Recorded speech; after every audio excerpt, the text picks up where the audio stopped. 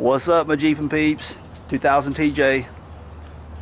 You see on my last video we did the end links, sway bar end links. Now we're doing shocks.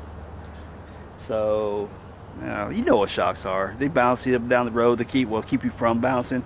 But after a while they wear out and the Jeeps or the vehicles start getting a real sway feel. They're nowhere near as tight and handling in the curves. Not that this is a Ferrari or anything. But what we're going to do today, we're going to show you how to change some shocks. Come on, let's do this. Okay, here's the top of our first shock that we're going to change out. Notice it's a bit tight quarters. That hole right there may actually come in very handy for you. But what is that hole? Where is it going to? Good question. Here's your air box. That hole is below this air box. This is where your air filter is. So what we're going to have to do, but before we go to, let's jump over to the driver's side. I'll show you where it's at real quick before we go into disassembling that. Okay, driver's side, top of your shocks way up here, and look, we got light, we got finger. That hole, here's your washer fluid, there's your hole right there. And you'll see here in just a little bit what that hole is all about. It will become your best friend, or at least you can. Okay, back over here. We got to access the passenger side, so what we need to do first is airbox. Let's push those clips back. There's one back here. Get the light focus. There we go. There's that, that, and that. Now you can take a flat screwdriver and take the clamp off if you want to and get the whole airbox, but you can also, they'll kind of rest back out of your way. Pull your air filter. Set it back here out of the way on the hood. Then we got 3 bolts here, and they look to be about like a 9mm. So let me run and grab me a socket and we'll pull that out. Okay, peeps, I stand corrected. It's an 8mm. So anyway, take those 3 bolts out right there. Alright, people, there's the air box. It's out. And what you got on the bottom side is these little things right here that keeps the bolt from falling through.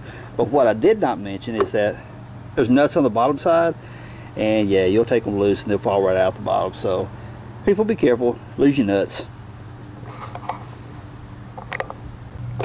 Okay, from the top here, you're looking down, you can see that 15mm.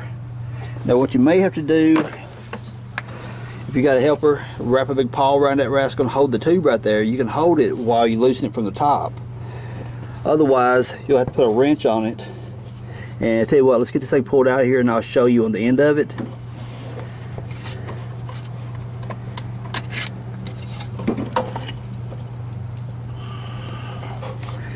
Let's see if the camera catches. Yeah, see those flat sides right there? If you have to, you can put a wrench on the nut and a wrench right here to hold that shaft, keep from it turning, to run that nut off of it. So once you get it run so far up, and because once you get so far up, you won't be able to get the wrench to the end of this right here any longer.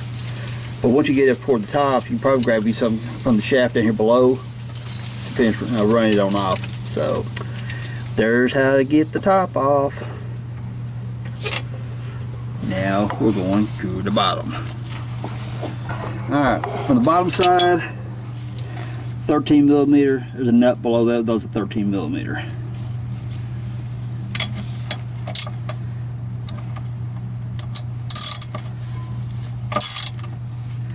And I knew I wasn't thinking. Knew right back. I gotta go get a wrench. And after you get those 2 nuts off, it simply just lifts out of there. Lean it back towards you like this and bring it out. There it is.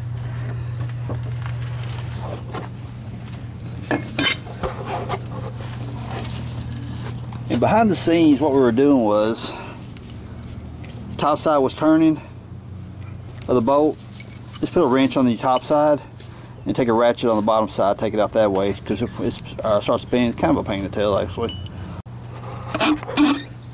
That don't sound good. You hear that little squishy sound?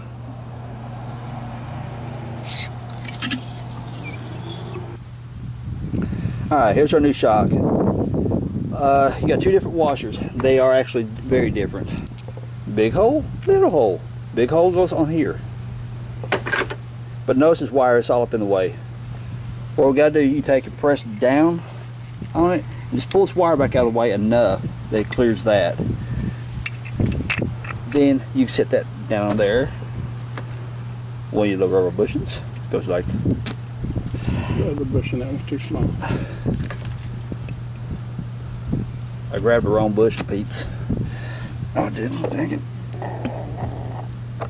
There. It just fits very, very, very tightly. Okay, I just showed you put those on there.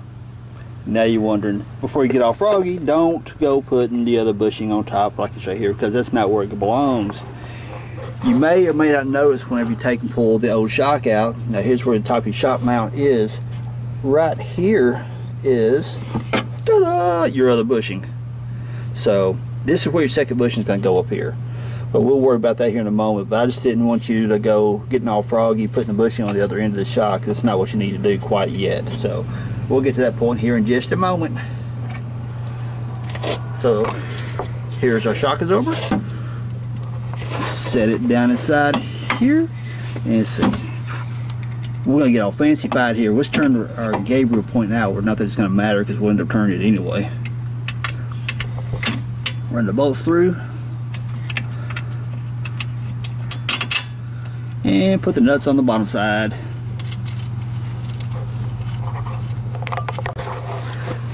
Okay, I showed you a minute ago that you put this in there to not. Now you get your shock sitting down here now.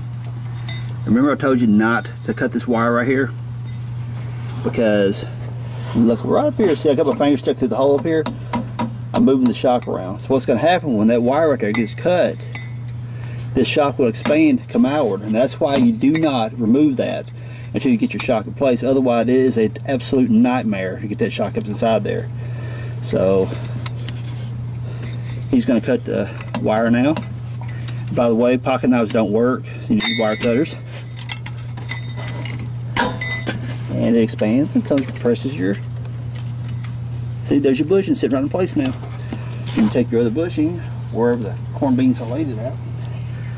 This is when now you take your other bushing here and there. And here in a moment we'll get that nut started, but we're going to tighten up the bottom ones first. Okay, we're going to put the nut back on the shock here. One thing I want to point out, we're on the driver's side now, we're finishing it up. I forgot to shoot the video over there. What you want to do is make sure new nut, new shock, new nut, new shock. Why? You would think that, hey, the shock come off the Jeep, it should be the same thread pitch, and that's where the difference lies. The old one is a coarse thread pitch, and the new one is a fine thread pitch. So be sure to put the new nut on the new shock. Basically, it's one of those things where you just don't reuse your old hardware. So run that baby down there. See how easy it spins? And then we'll get a socket, come from the top side and tighten it up. Now, shocks also come with two different nuts. You got your thick one and a thin one. I've never had an issue out of it, but one thing you can do is take your thin one, run it down top of the thick one after you get the thick one tied. Tighten down the thin one. It creates a jam nut. That's basically what it boils down to. And by doing a jam nut, it prevents this one from walking back. Because your original ones, they got kind of a, they're kind of collapsed or whatever to be a locking effect. I've never had one come loose, but if you really want to be close and finicky with it, run the thin one down on top of the thick one, tighten this one up, and it creates a jam nut. So therefore it will not come loose. So that concludes that finishes front shocks.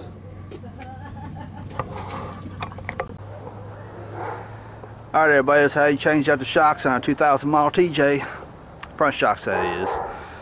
The little wire that holds the shocks together, yes, in a way I guess it's for packaging, but more so than anything it's to help you put the shocks in place. You put that bottom, the T section in the bottom on the bottom control arm, on the axle actually, put that in, then you take and line the top post up. When you cut that wire, it'll guide it right up into that shock tower. Pretty easy. Let's see. Be sure to use the hardware that comes with the shocks. Some shocks have coarse threads, some have fine threads. I have seen you be able to reuse the hardware, but in most cases you don't. But just to be safe, just make sure you use your hardware that comes with the new shocks. Therefore, all your threads, pitches match. You don't cross thread anything. I've seen it happen way too many times. Also, some shocks come with a jam nut. You got a thick nut and a thin nut. If it comes with that jam nut, put them on there. If they don't, it's not really a critical issue. I've never seen any work loose, so totally up to you. So everyone, if you like my video, thumbs up. Subscribe if you haven't, and comment down below. I really appreciate the comments, subscribes. I notice these TJ videos are doing really well. So my buddy Wayne that has that TJ, he said I can use it anytime I need to do videos off of. Really cool. So everyone, thumbs up if you like it, subscribe if you haven't, and don't forget www.fixedjeeps.com. You want to go check it out. This video hits there, and plus many more, and lots of other great information, so go check it out. www.fixedjeeps.com. So thumbs up, subscribe if you haven't, subscribe. Peace out. Later, y'all.